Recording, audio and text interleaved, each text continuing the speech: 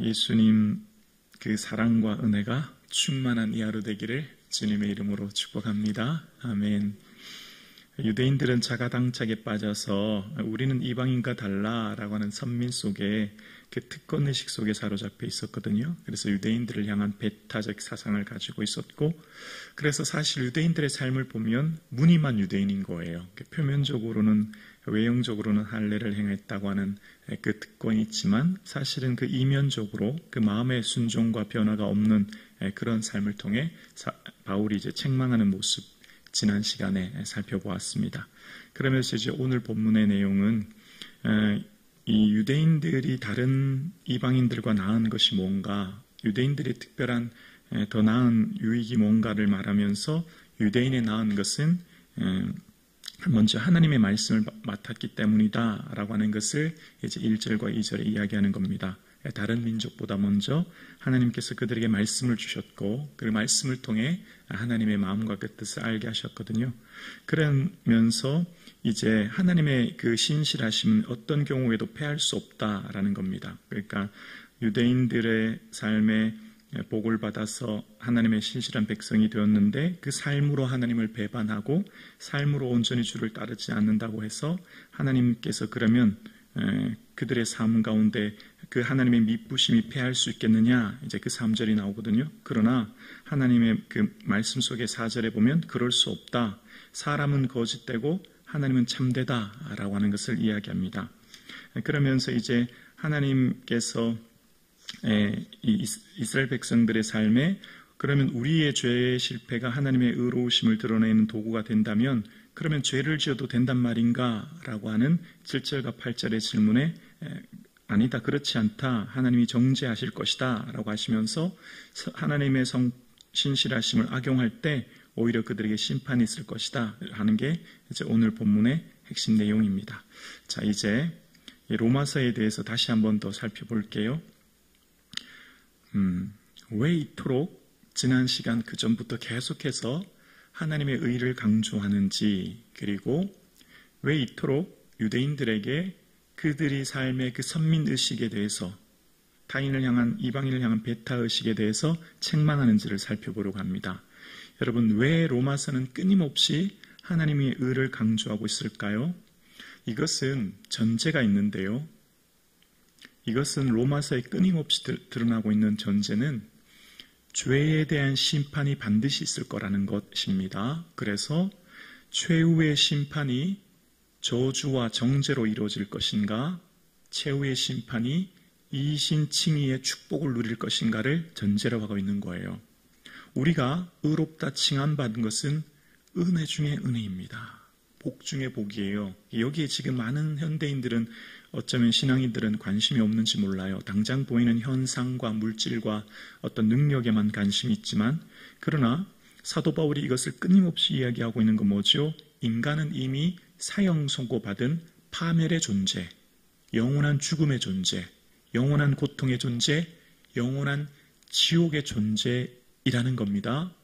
그래서 모든 사람이 그 형벌로 말미암아 개인의 죽음과 지구의 종말, 마지막 우주적 종말이 올 때 하나님의 심판대 앞에 서게 되고, 그때 하나님 앞에서의 사람들의 삶을 살필 때 칭의, 의롭다 여김, 예수님으로 말미암아 칭의 받음으로, 의롭다 여김으로 우리는 무죄가 확정되는 겁니다. 예수님의 그 십자가 보혈로. 거기서부터 생명과 자유와 영광이 있는 거예요. 놀라운 은혜인 거죠. 그래서 로마서에서 끊임없이 말하고 있는 것은 예수님 외에 구원의 길이 없다.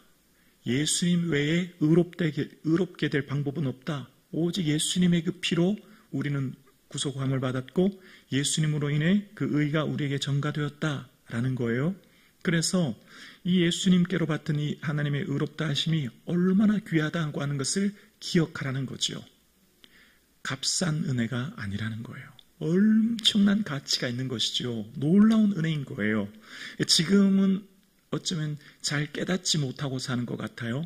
그런데 최후의 심판의 날에 섰을 때 의로움과 불의함과 그 삶을 보실 때 하나님께서는 예수 그리스도로 말미암아 의롭게 된 은혜로 우리는 하나님의 거룩한 자녀가 되는 이 은혜를 기억하라라는 것입니다.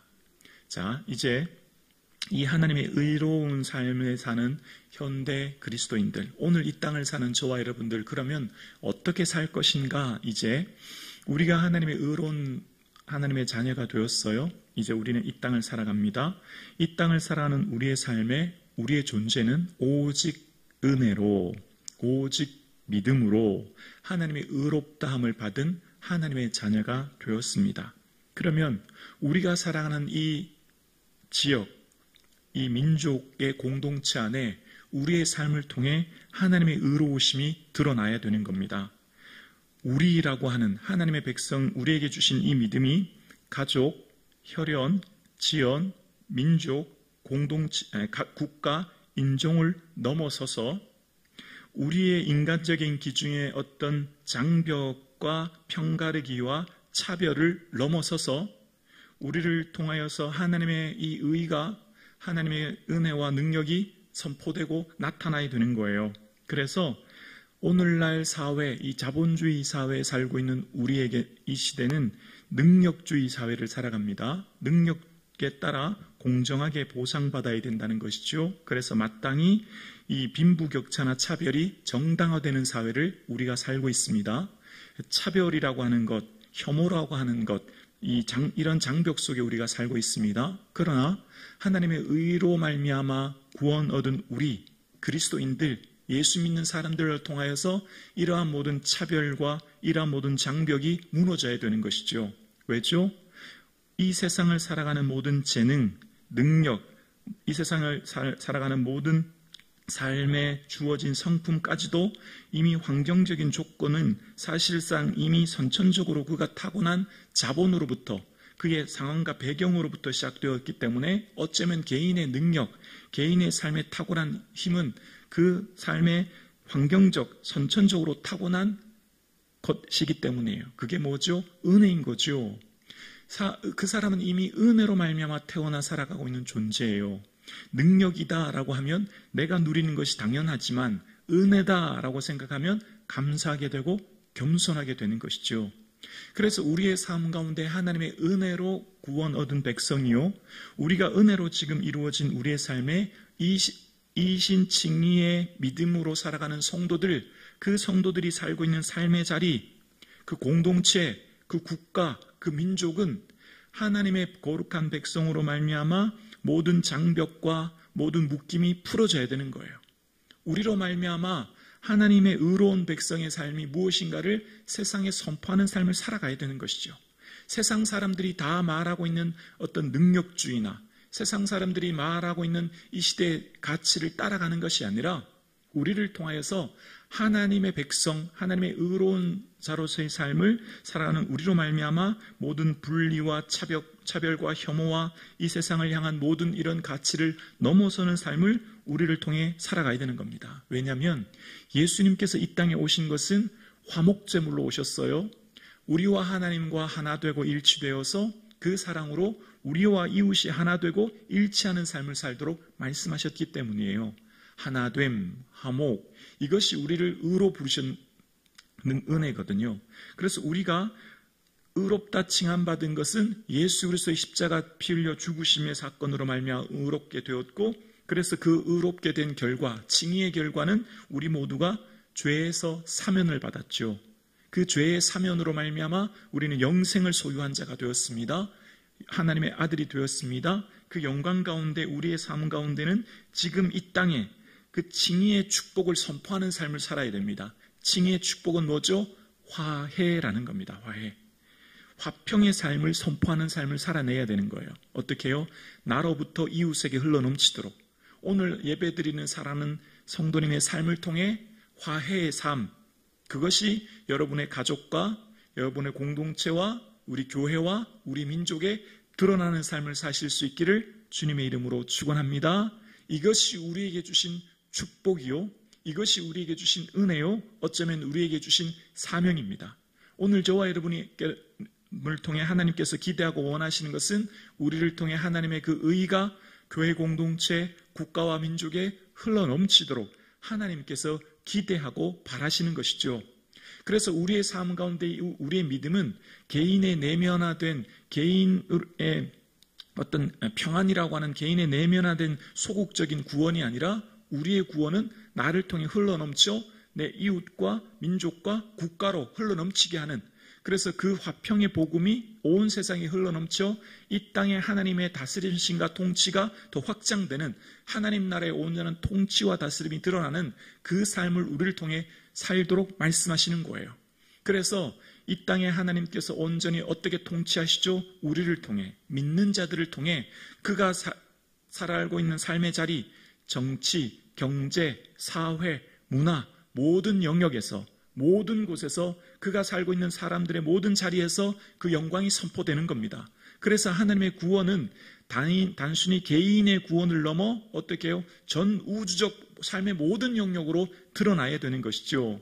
그래서 이 땅의 모든 기후의 위기라고 하는 환경까지도, 이 땅의 인권이라고 하는, 이 땅의 차별이라고 하는, 이 땅의 모든 사회 구조적 악이라고 하는 사회의 잘못에 대해서 하나님의 의로 선포할 수 있는, 그래서 이 민족에 하나님께서 예수 믿는 자의 삶을 통해 하나님께서 어떻게 통치하시는 것을 드러내는 삶을 우리를 통해 살라 말씀하시는 거예요. 그래서 예수 믿는 자의 삶을 통해 그 사람이 정치를 한다면 정치가 바뀌고, 그 사람이 경제가라면